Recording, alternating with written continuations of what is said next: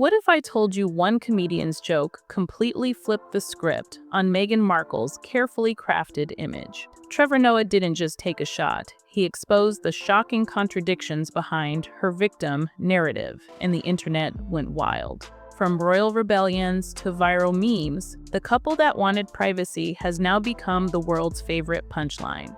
You won't believe how fast everything spiraled after one bold moment. Stay tuned to find out how comedy became the weapon that tore their fairy tale apart. It wasn't just a joke, it was a dismantling. When Trevor Noah stepped up to that stage, he didn't come for a few harmless royal jokes. He arrived with one mission: to expose the contradictions in Meghan Markle's carefully curated persona. And he did it with precision, no fluff, no punchlines for the sake of it. Just sharp, surgical wit that cut straight to the core of everything Meghan had built. Meghan had spent years painting herself as the misunderstood duchess, the victim of a ruthless monarchy, the face of change in an otherwise archaic institution. She sold the world on this image, a woman fighting for privacy in a world that wouldn't let her have it. The message was clear. She was being silenced, but the truth was much more complex, and Trevor wasn't afraid to point it out. In less than 10 minutes, Trevor didn't just mock Meghan. He exposed her entire narrative. She wanted privacy, yet she booked Oprah. She wanted normalcy, but dropped a Netflix deal. She claimed she was silenced, yet narrated her life on Spotify. It was like watching a magician reveal how the trick was done, except instead of a card, it was a mirror, showing the audience exactly what Meghan had been hiding. But what made this attack so brutal wasn't just the content, it was the calm delivery. Trevor didn't raise his voice. He didn't scream to make a point. He just spoke with that knowing grin, dropping truths that made the crowd laugh nervously, almost guilty, as if they had been in on the secret all along. They laughed not because it was funny, but because it was true. And suddenly, it wasn't just Meghan's image that had cracked. It was the audience's perception of her too. It was more than just a comedy roast. It was a wake-up call. The moment Trevor Noah set the tone, the floodgates opened. It wasn't just a one-off jab. Trevor had ignited a firestorm, and suddenly, every comedian in America seemed to smell blood in the water. What had started as a sharp, calculated roast became the spark for a full-on cultural teardown, and they didn't hold back. Late-night hosts who had once tiptoed around the royal couple were now diving headfirst into the waters Trevor had stirred. Saturday Night Live jumped on the bandwagon, not with a simple punchline, but by building entire sketches around Meghan and Harry's newfound role as the ultimate comedic targets. Conan, with his usual wit, cracked jokes about the couple's awkward transition from royalty to Hollywood wannabes. Joe Rogan, known for his no-holds-barred approach, took aim at Prince Harry's post-royal life, turning his awkward Disney pitch into a punchline for the ages. Even Nikki Glaser, usually focused on celebrity roast-style humor, wasn't shy about taking aim at Meghan's acting career, or, as she implied, the distinct lack of one. What made this different wasn't just that they were poking fun, it was how they were framing the story. Meghan and Harry weren't just the butt of jokes anymore, they had become the subject of entire routines, full-blown segments, and even whole comedy arcs. Each joke added another layer to the growing image of a couple whose desire for privacy seemed entirely at odds with their non-stop media presence. Trevor Noah had cracked open the door, but now the rest of the comedy world was taking a sledgehammer to it. As the jabs grew louder, the couple's brands started to fracture. Meghan, the once celebrated figure for her supposed independence, now appeared like a walking contradiction. Was she the voice of change, or was she just another celebrity riding the fame train? With every punchline, their carefully cultivated image started slipping further and further away, revealing something messier beneath the surface. Once the comedians had their fun, the internet took it to a whole new level. What started as a few biting jokes from late-night hosts and stand-up comics quickly evolved into a full-blown online frenzy. The internet, with its infinite capacity for remixing, reinterpreting, and regurgitating, saw an opportunity, and it pounced. The memes were coming in hot, faster than anyone could keep up. And soon, Meghan and Harry weren't just jokes on TV.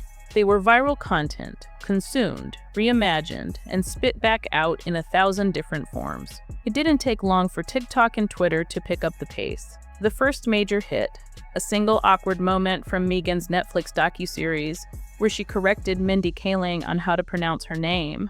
It was subtle, almost too subtle, but that's what made it perfect for meme culture. The internet, ever hungry for even the slightest slip-up, latched onto it like a lifeline. Zoomed in, slowed down, captioned, recycled. What had been a simple moment of correction became the emblem of everything that felt off about Meghan.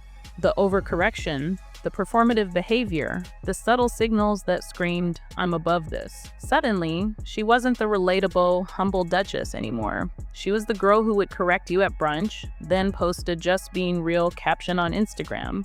And that was just the beginning. From there, the internet's creativity exploded. Viral videos began circulating of Meghan lookalikes, playing into the parody with a mix of absurdity and biting commentary. One clip, a mock tutorial, showed a faux Meghan lighting a candle while whispering, "This one smells like resilience and imported lavender."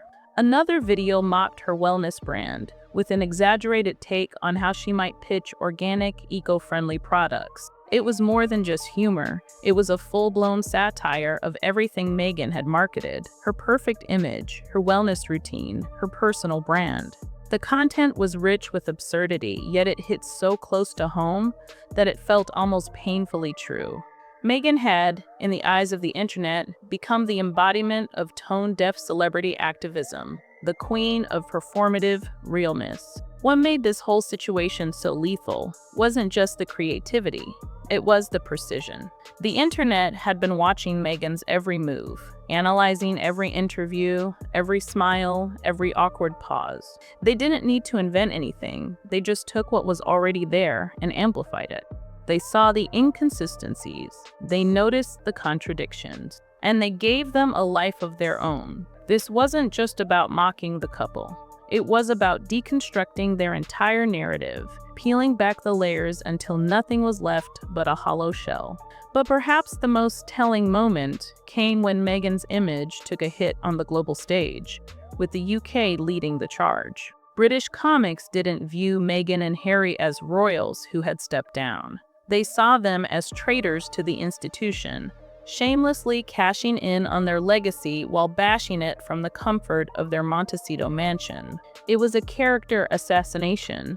The puppets on Spitting Image captured this hatred perfectly, portraying Meghan as a smug, PR-obsessed woman, and Harry as a clueless, hapless man-child lost in the world of Hollywood. It wasn't just funny. It was a biting critique of the disconnect between what they said and how they lived. The internet, in a way, had done what the tabloids could never fully achieve. It had taken the cracks in Meghan and Harry's story and exploded them, turning every misstep into meme gold. The couple's image, once so tightly controlled, had been picked apart, reformed, and remade into a new narrative, one of mockery, absurdity, and, ultimately, resignation.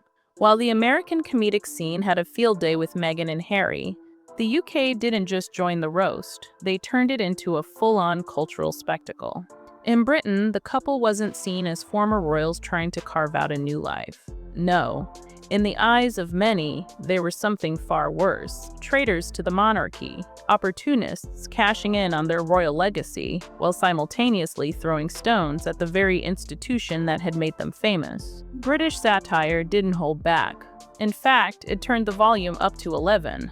The Spitting Image puppets were the perfect example of just how far UK humor would go to tear apart the couple's carefully curated image. This wasn't just cheeky humor.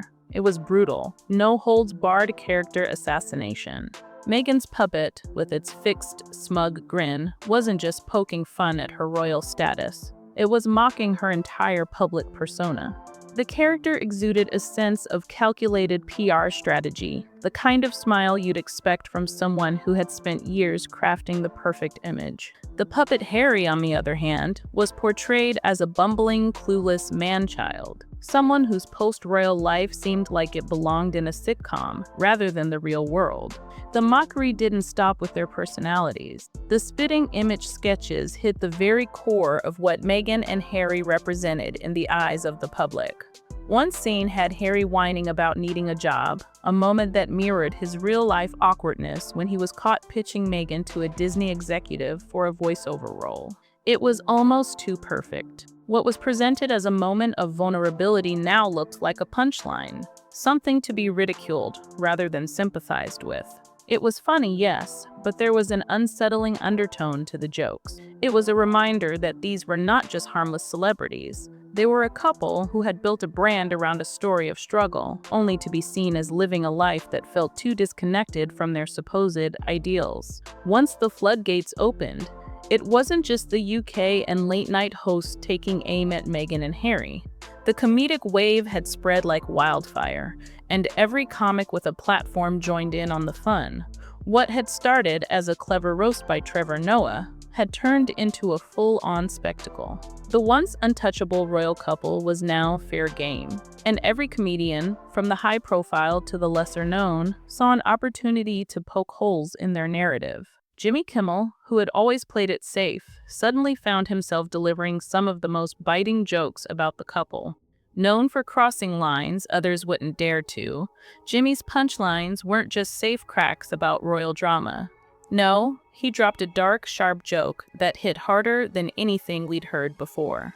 It was about the royal succession, but with a twist that made the room fall silent before bursting into nervous laughter. The joke was savage, so brutal that it almost felt tasteless. Yet, it perfectly encapsulated the contradiction that was Meghan and Harry. They were out of the royal spotlight, yet their every move screamed for attention. The line between royal duty and Hollywood fame had blurred beyond recognition. Joe Rogan, the king of irreverence, wasn't going to sit idly by. He dove right in, turning Harry's now infamous Disney pitch into a full-on punchline. What was once an awkward real-life moment of vulnerability became fodder for a roast, something to laugh about over a beer. And it worked. People remembered that cringeworthy moment. Harry, the prince of the royal family, reduced to pitching his wife's voiceover talents in an awkward meeting. It wasn't exaggerated. It was reality. The kind of reality that didn't need a punchline. The absurdity was already there. Nikki Glaser, with her sharp, biting humor, didn't just take shots at Meghan's fame, she went after the idea of it altogether. Meghan's acting career, or lack thereof, became a prime target. Glaser's humor dug deeper, making fun of Meghan's transition from actress to activist, pointing out the vast distance between her life on screen and her supposed role as a beacon of change. The punchlines were scathing, turning Meghan's own self-presentation into a joke. If there was ever any doubt about Meghan and Harry's new status as cultural punchlines, South Park brought the hammer down. What had started as a few well-placed jokes and memes morphed into an all-out demolition when the animated show dropped their worldwide privacy tour episode.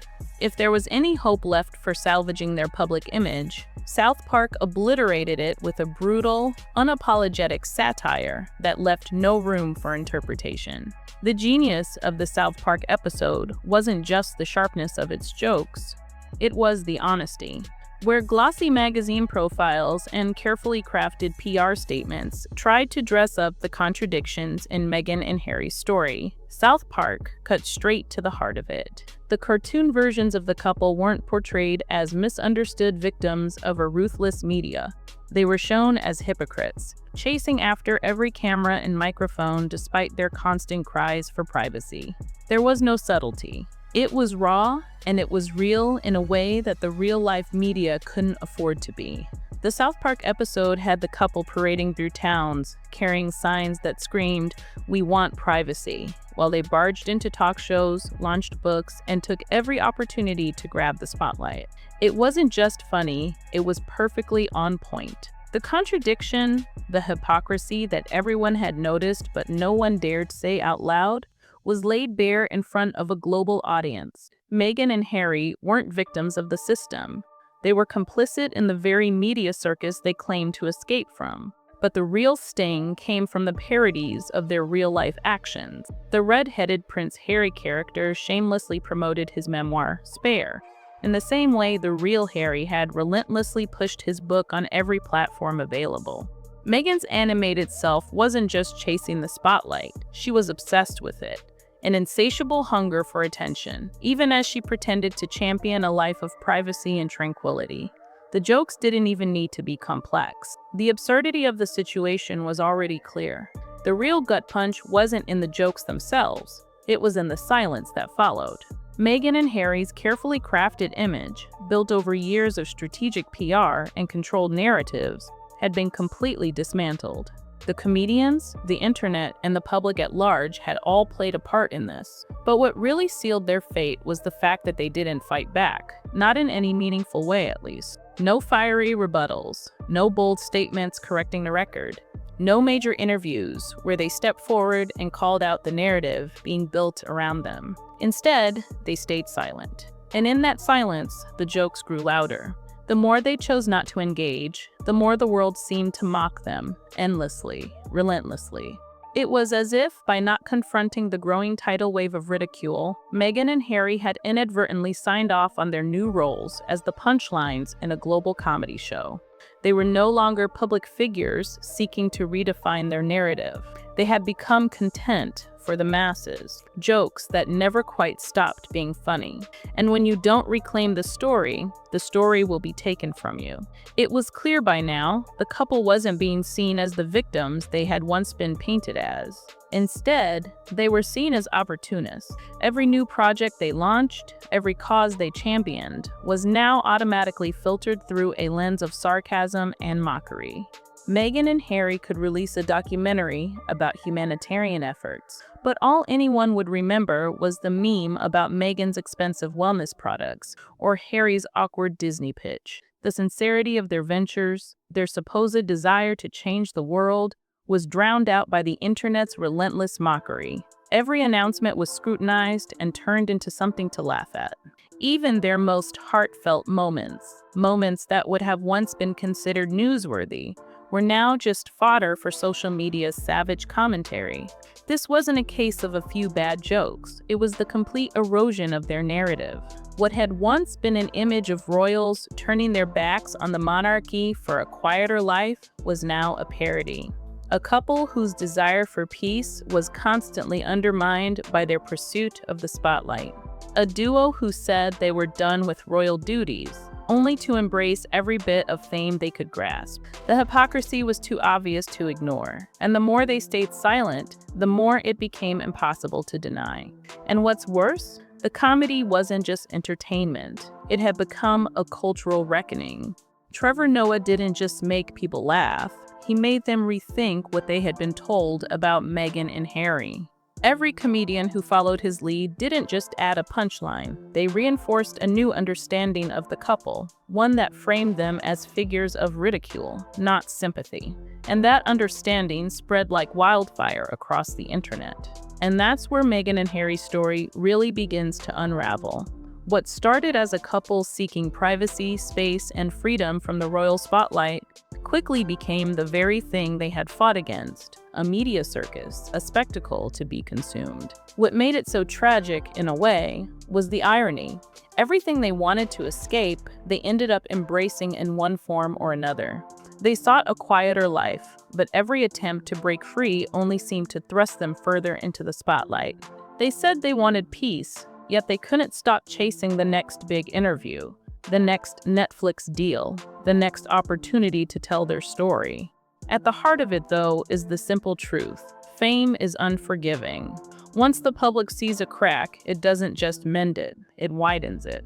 Widens! Meghan and Harry spent years carefully constructing their brand, building a public image of royalty with a twist, of a family trying to live by their own rules. But once that image began to crack, once Trevor Noah, then the internet, then the late-night hosts, and finally South Park had taken their shot, it became clear no one can hold up a perfect illusion forever. The comedy world had taken what was once a carefully crafted narrative and exposed it for what it was, a performance. A carefully curated show designed to look like a retreat from the spotlight, when in reality, they were chasing it relentlessly. The damage wasn't just in the jokes themselves, though. The real destruction came from the absence of a comeback. They never really fought back. No fiery interviews, no aggressive public statements. In choosing to stay silent, they allowed the jokes to define them, not just as royals, but as cultural figures, a legacy of ridicule that now lives on in memes, jokes, and viral videos. They had unknowingly stepped into a realm where the public's perception of them was shaped by those jokes, not by their own narrative. What's most telling is how the media, comedians, and the public began to see Meghan and Harry not as a couple of royals who had been dealt a bad hand, but as opportunists playing their own game. Once the comedy world took hold of their image, there was no escaping it. They became the center of a cultural conversation, but it wasn't about their activism, their causes, or their struggle. It was about the contradictions in their story, laid bare by a relentless, creative force, humor. Ultimately, the punchline had the last word. Meghan and Harry may have thought they were carving out a new path, but instead, they became part of a new narrative. A joke, a satire that went too far to ever be unwritten. And that's the saddest part of it all. Behind the grandiose documentaries, the best-selling books, the perfect Instagram posts were real people. People who probably never saw this version of their future coming. But in the world of fame, in the unforgiving spotlight they'd chosen, the rules are simple. If you don't reclaim your story, someone else will. And that someone was a million anonymous meme pages, late-night comedians, and animated cartoons. Their legacy had been rewritten, not by journalists or PR teams, but by those who understood one fundamental truth: comedy doesn't wait for press releases. Comedy takes the cracks in your story, amplifies them, and turns them into something the world can't ignore. Once that happens, the fairy tale isn't just over. It's become a comedy sketch played on loop for the world to enjoy. Meghan and Harry may have once been the royal couple everyone loved to root for, but now there's something different, something the public has decided to laugh at, not with. And no amount of PR could ever put that genie back in the bottle. The irony. They didn't need a press release to redefine their image. They just needed to be a part of the joke cycle. And once that happened, they were trapped there forever.